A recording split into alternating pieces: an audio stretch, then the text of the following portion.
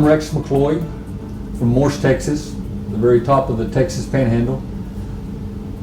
I work here with my son, Craig McCloy. We have a feedlot that we feed about 6,000 cattle, mostly cattle that we either raise or own, and we do feed some custom cattle.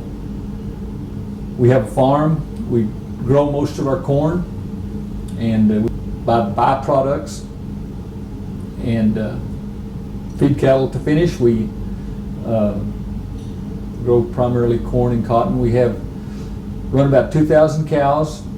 We run some here at the farm. We have a ranch near Logan, New Mexico, and near Dumas, Texas, and one in Donnelly County near Clarendon that we run cows on. We use Gardiner genetics for our bulls, and have since the late 1990s, as I remember. And it's been a successful thing for us. We've needed improvement. We've had improvement, and we still and we're not finished. We still have a ways to go.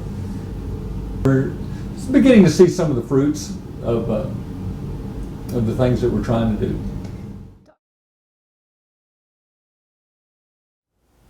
Well, we were getting our bulls from different places. We had tried different crossbreeding programs. I think I had a set of black calves, and I believe it would have been in 1995 that I sold. And I remember they were just beginning to talk about the grid, beginning to talk about selling cattle in the meat. And I followed those cattle, the cattle we'd raised, and they were black cattle, and they graded 28% choice. And anyway, we needed to do better than that. We got involved with U.S. Premium Beef, and my goal then, I think the choice threshold at that time was 55%. And I just didn't want a discount. That was where I was there at that time.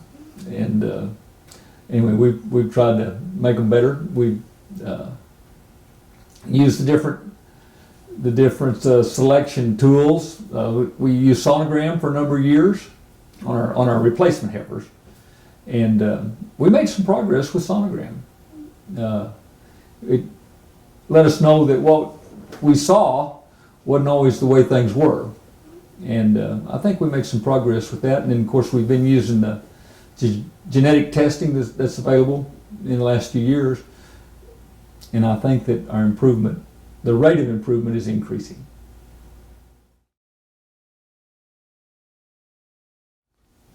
We had to cut down our cow herd because of the dry weather in 2011, 12, and 13. And then we decided we were going to increase our cow herd. And we bought a lot of heifers. I think we bought 2,000 heifers in 13. And from disparate herds all over the country, bought them all, most of them through the video. Well, we needed to cull those. We needed to, and the genetic testing gave us one good tool. And at that time we used the GeneMax testing, and that was the only thing that we knew that was available.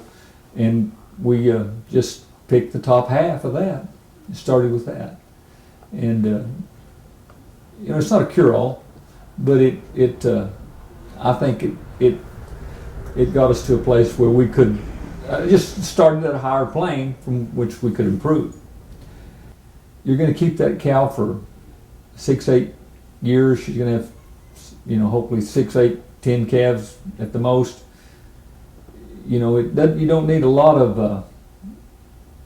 It doesn't need to pay huge dividends each year to be a good strategy as part of an overall plan. Well, the thing we like about method genetics, they're so approachable. The results they give you are so practical. I mean, we know the cattle that they have in there. We know we have a fair number of cattle in their database, and we know what they've done on the grid. We know how these cows are performing. We're comfortable with it, and we've shown real progress using what they've given us.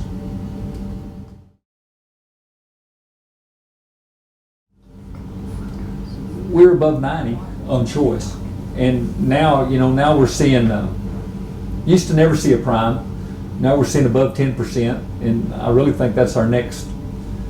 That's the next progression. Is we're going to be talking about, well, we're going to be assuming we're going to be real close to 100% choice, and then how many primes did you have? That's where I think we're going. I think the genetics are there to do that with. I mean, we're not in the group that gets 98% calving percentage, but we'll be above 90, and generally, I think when we have a blip, it's nutritional. We have some pretty tough country, and we ask a lot of these cows. We have one set of cows that we're using on a rotational grazing method, and we've got 500 cows in a group that we move every week. We're asking a lot of those cows. We make an effort when we're developing our heifers to keep weights down.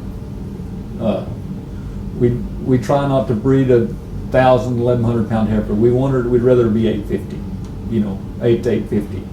And we'll take those heifers that we're developing and we'll limit feed them because they'll just outgrow you if you don't watch it. And we haven't seen the full fruit of that. Whether those cows are going to be 1,300, 1,400 pound cows by the time they're 8 years old, I don't know. I don't think they will be. I think we're helping ourselves in keeping that cow size a little bit lighter. And we put a lot of pressure on our heifers when we're doing that. We'll AI our heifers. We'll put the bulls in for one cycle, and then those are the heifers that we keep. We don't go for 2 cycles, or we use 2 cycles and not 3. And we're hoping that'll, we're picking the best ones, and we're picking the most fertile ones, and the ones that are going to breed back year after year doing that. I mean, it's a good exercise for us. One that we don't necessarily enjoy. We think that the data has got to trump everything else at the end, and I'm not interested in bulls that have no data behind them. I don't think we don't want to bank our future of our business on those bulls like that. The gardeners have done a lot of testing through us themselves. They're going to the trouble of doing it themselves, and anyway, I think that's important.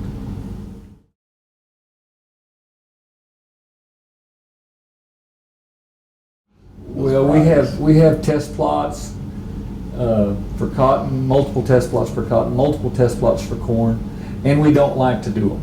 I mean, it's we wake up on a morning and we're going to do a test plot. Well, I mean, it's just going to blow your productivity of that planter for that day, but it's something that we feel like we have to know how they perform on our place, and it's the same thing here.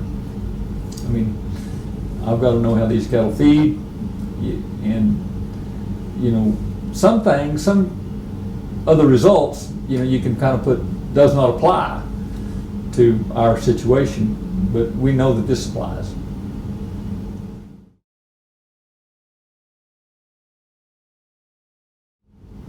I think my ideal carcass weight average would be in the high 9s. When you can constrict your calving season to a certain time frame, the calves are a certain age, we're using all Gardiner genetics, so we have uniformity, and that uniformity helps so much in controlling that carcass weight. You're just not going to have those outliers, and that's where you get those heavies, those very big ones. But we don't have much of a problem with heavies in our home-raised cattle. But we just have a better handle on what size they are when they come in and how they're going to perform. You don't get as many surprises.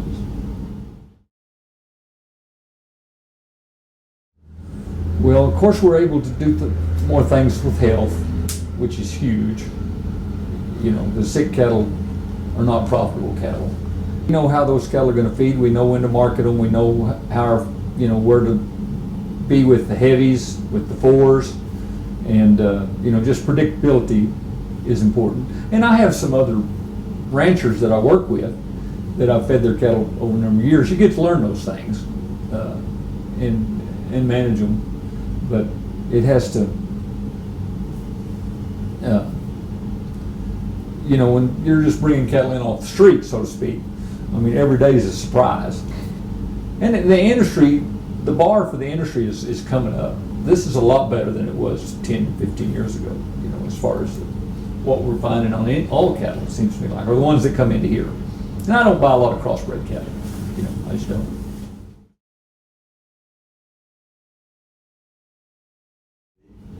Well, I'm a small farmer feeder off the beaten path, and it got to a point where I was having a hard time getting a buyer to come look at our cattle. And I thought there was a time or two that they might have taken advantage of me. And anyway, I needed an alternative. And U.S. premium beef was the perfect alternative, and it has been. I mean, it's allowed us to stay with what we're doing. I hope that we're taking steps that the industry should be taking. And you know, it's just the whole process has allowed me to see we're producing meat for people to eat, and we're trying to satisfy demand, and we're reacting to the market signals. And you know, we're always a little late. You know, I always want to do things the way I did them last year when, you know, this is this year, but you know, we've got the tools now, a lot of the tools, and I'm sure there'll be new tools to manage to that end point better. For the most part, feeding cattle, you know, at the feedlot level is just nuts and bolts. You just, you know, you want to get the feed in the bunk, and you want to do it every day, and you got to monitor the health of the cattle, you know. But, you know, the opportunity to get more for every head that you're selling through genetics, you know, it's not a freebie. You know, we're working to get that in, but it's a good return on what we're doing. Most small feed yards in the Texas Panhandle, they went from feeding fat cattle to becoming growing yards, straightening out yards, and then they closed. And I don't really see that. I mean, I can see how that same thing could have happened. If I couldn't have sold my fat cattle and wouldn't have had a reliable outlet for my fat cattle, it wouldn't have made sense to bring them in here.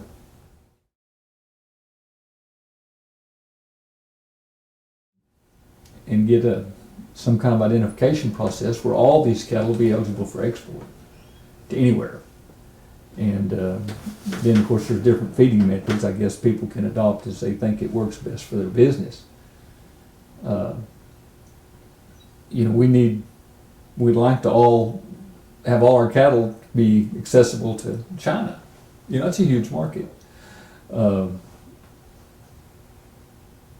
know, whether our consumers will continue to buy a better product, you know, higher, more choice, more prime, you know, I don't know that. That'd be economically driven, I'm sure. But you know, the world has got increasing in their consuming power, and you know, we need to be ready to meet that with the best product in the world. You know, there's nobody that competes with us on that basis. And, you know, we appreciate working with gardeners. You know, when they say that they've been able to. I mean, there's been some times when my needs have changed. I needed more bulls, a lot more bulls than I'd ever had, and you know, a phone call and we could do it. Tell you what you got. You don't need to go look. So I appreciate that. It's one thing that we don't have to spend a whole lot of time doing. We have a relationship, and they understand what we're doing, and we trust what they're doing.